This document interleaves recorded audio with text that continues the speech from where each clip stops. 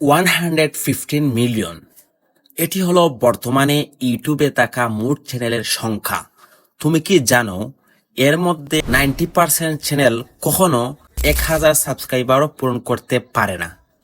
মনিটাইজেশনের কথা বললে মাত্র 6% চ্যানেল তাদের ভিডিও থেকে আয় করতে পারে, আর মাত্র 0.6% চ্যানেল ইউটিউব থেকে সিলভার প্লে বাটন পায়। এমনকি 0.05% এরও কম চ্যানেল, অর্থাৎ 1000টির মধ্যে মাত্র একটি চ্যানেল 1 মিলিয়ন সাবস্ক্রাইবার পায়। এখন এই ডেটা দেখে তুমি যদি ডিমোটিভেট অনুভব করো বা ইউটিউবার হওয়ার স্বপ্ন ছেড়ে দিতে চাও, তাহলে থেমে যাও। কারণ এই 1% সফল চ্যানেলগুলোর যাত্রাও তোমার মতো শূন্য থেকেই শুরু হয়েছিল। তাদের ভিডিওগুলো অ্যালগরিদম ঠিক তোমার ভিডিওর মতো ট্রিট করে। পার্থক্য শুধু এই যে তারা পৃথিবীর সব ইউটিউব অ্যাডভাইস শোনার বদলে মাত্র 9টি গুরুত্বপূর্ণ বিষয়ের দিকে মনোযোগ দেয়। একজন ইউটিউবার হিসাবে আমিও এই বিষয়গুলোর গুরুত্ব তখনই বুঝেছি যখন আমি এগুলোর নিজের ভিডিওতে প্রয়োগ করেছি। কিন্তু এই বিষয়গুলো বুঝতে হলে আগে জানতে হবে একজন সফল ইউটিউবারের যাত্রা কেমন হয়। সবকিছু শুরু হয় এক্সপেকটেশনস, অর্থাৎ প্রত্যাশা নিয়ে। যেমন ইউটিউব খুব সহজ, শুধু ভিডিও রেকর্ড করে আপলোড করলেই মানুষ দেখতে শুরু করবে। একটি ভিডিও ভাইরাল হলেই চ্যানেল নিজে থেকেই বড় হয়ে যাবে। শুধু 4000 ঘন্টা ওয়াচ টাইম পূরণ করলেই টাকা আসতে থাকবে। এইসব প্রত্যাশা নিয়েই বেশিরভাগ মানুষ চ্যানেল শুরু করে। কিন্তু যখন তারা ইউটিউবের বাস্তবতা বুঝতে পারে, তখন এই প্রত্যাশাগুলোই তাদের ডিমোটিভেট করে। মজার ব্যাপার হলো, এই পর্যায়ে প্রায় 99% ক্রিয়েটর ইউটিউব ছেড়ে দেয়, আর মাত্র 1% এগিয়ে যায়। কিন্তু যারা থাকে তাদের সমস্যাও এখানেই শেষ হয় না। এখন তারা সার্চ করে কিভাবে বেশি ভিউজ পাবো, কিভাবে সাবস্ক্রাইবার বাড়াবো, কিভাবে 4000 ঘন্টা ওয়াচ টাইম পাবো ইত্যাদি। এই ধরনের ভিডিও দেখে অনেক কিছু শেখা যায়, কিন্তু সমস্যা তখন হয় যখন মানুষ এগুলো দেখে কিন্তু বাস্তবে প্রয়োগ করে না। যখন তোমার চ্যানেল গ্রো করে না, তখন এসব ভিডিওতে ক্লিক করা খুব সহজ হয়ে যায়। তোমার মনে হয় এইবার হয়তো নতুন কিছু শিখবো যা আমার চ্যানেল গ্রো করবে, কিন্তু বেশিরভাগ মানুষ একটি ভিডিও দেখে তারপর আবার স্ক্রল করতে থাকে। এই চক্র চলতেই থাকে, কারণ তোমার মস্তিষ্ক মনে করে তুমি প্রগ্রেস করছো, অথচ বাস্তবে কোনো অগ্রগতি হচ্ছে না। আরেকটি সমস্যা হলো সঠিক অ্যাডভাইস খুঁজে পাওয়া। অনেক চ্যানেল সহজ সমাধান দেখিয়ে ভুল পথে পরিচালিত করে। যেমন একটা সেটিং পরিবর্তন করলেই ভাইরাল হয়ে যাবে। তারা কখনোই আসল সমস্যার কারণ বলে না, বরং তারা ইচ্ছা করে এমন ভিডিও বানায় যাতে নতুন ক্রিয়েটর্স বিভ্রান্ত হতে থাকে এবং বারবার তাদের ভিডিও দেখে। এমনকি কিছু চ্যানেল আনইথিক্যাল উপায় শেখায়, যেমন ভিউজ বা সাবস্ক্রাইবার কিনা, নিজের ভিডিও নিজে দেখা, অন্যের কন্টেন্ট কপি করা। এইসব সমস্যার মধ্যে খুব অল্প সংখ্যক ক্রিয়েটর্স টিকে থাকে এবং সঠিকভাবে কাজ করে, কিন্তু তাতেও সব সমস্যা শেষ হয় না। তুমি বুঝলে যে ভালো থাম্বনেইল দরকার, কিন্তু তার মানে এই না যে তুমি একদিনেই ভালো থাম্বনেইল ডিজাইনার হতে পারবে। তুমি জানলে এডিটিং ভালো হলে অডিয়েন্স ধরে রাখা যায়, কিন্তু তার মানে এই না যে তুমি একদিনেই এক্সপার্ট এডিটর হয়ে যাবে।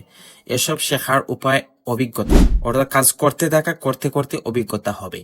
এই অভিজ্ঞতা পেতে হলে তোমাকে ত্যাগ স্বীকার করতে হবে, এক্সপার্টদের কাছ থেকে শিখতে হবে, নিয়মিত কাজ করতে হবে, প্রতিটি ভিডিওকে শিখতে হবে। সহজভাবে বললে এমন সব কাজ করতে হবে যা বেশিরভাগ ক্রিয়েটর্স করতে চায় না। আর এই কারণেই 99% চ্যানেল কখনোই ইউটিউবে সফল হতে পারে না। তুমি যদি এই পুরো জার্নি থেকে কিছু শিখতে চাও, তাহলে আমি বলবো শুধু এই 9টি গুরুত্বপূর্ণ পয়েন্ট ফোকাস করো, কারণ আসলে এই জিনিসগুলোই সফল ইউটিউবারদের 99% মানুষের থেকে আলাদা করে। পয়েন্ট নাম্বার 1, সঠিক এক্সপেকটেশন সেট করো। সবসময় মনে রাখবে, অনেক মানুষ ইউটিউবার হতে চায়, কিন্তু খুব কম মানুষ ভিডিও বানাতে চায়। কারণ বাইরে থেকে মনে হয় শুধু ভিডিও রেকর্ড, এডিট আর আপলোড করলেই হবে, কিন্তু বাস্তবে একটি ভিডিও বানাতে অনেক ধাপ থাকে যা নতুনরা বুঝতে পারে না। তুমি ভাবতে পারো 4000 ঘন্টা ওয়াচ টাইম হলেই ইনকাম শুরু হবে, কিন্তু বাস্তবে ভিউজ লাখ লাখ না হলে ইনকাম খুব কম হয়। তাই শুরু থেকেই এক্সপেকটেশন কম ও বাস্তবসম্মত রাখলে ছোট ছোট সফলতাতেও তুমি মোটিভেটেড থাকবে। পয়েন্ট নাম্বার 2, খুব তাড়াতাড়ি হাল ছেড়ো না। যে ইউটিউবারদের তুমি এখন সফল দেখো তারা আগে অনেক কাজ করেছে।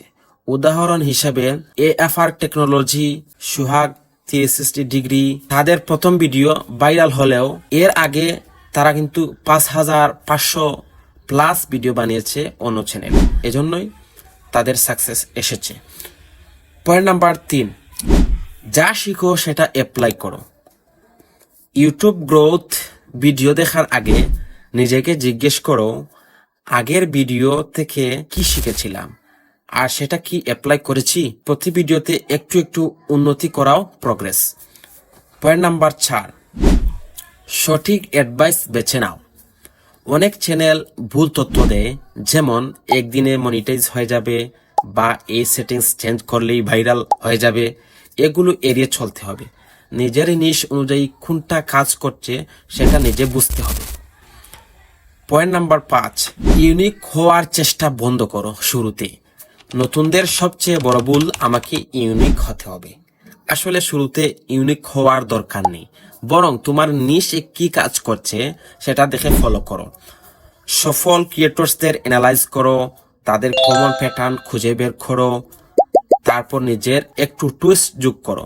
এটাই হলো ইউএসপি অর্থাৎ ইউনিক সেলিং পয়েন্ট। যেমন তোমার পার্সোনালিটি, কথা বলার ধরন বা কোনো আলাদা স্টাইল। পয়েন্ট নাম্বার 6, নিজের নিশ ঠিক করো। যদি কেউ জিজ্ঞেস করে তুমি কি ধরনের ভিডিও বানাও আর তুমি উত্তর দিতে না পারো, তাহলে বুঝতে হবে তুমি অডিয়েন্সের জন্য না, নিজের জন্য ভিডিও বানাচ্ছ। ইউটিউবে গ্রো করতে হলে ক্লিয়ার নিশ দরকার। Point number 7, 80-20 rule. একটি ভিডিওতে অনেক কাজ থাকে, আইডিয়া, স্ক্রিপ্ট, রেকর্ডিং, এডিটিং, কিন্তু এর মধ্যে 20% জিনিস 80% রেজাল্ট দেয়। ভিডিও আইডিয়া, টাইটেল, থাম্বনেইল, ভিডিওর first 30 seconds. Point number 8, consistency থাকো। কনসিস্টেন্সি ছাড়া স্কিল ইমপ্রুভ হবে না, আর অ্যালগরিদমও কনসিস্টেন্সি পছন্দ করে। পয়েন্ট নাম্বার 9, প্রয়োজনে নিশ পরিবর্তন করো।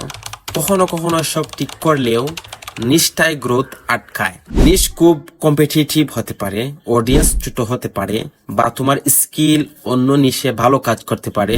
নতুন নিশ চেষ্টা করলে নতুনভাবে শেখা যায় আর কাজটাও বেশি এনজয়েবল হয়। যদি ভিডিওটি ভালো লাগে তাহলে লাইক করো।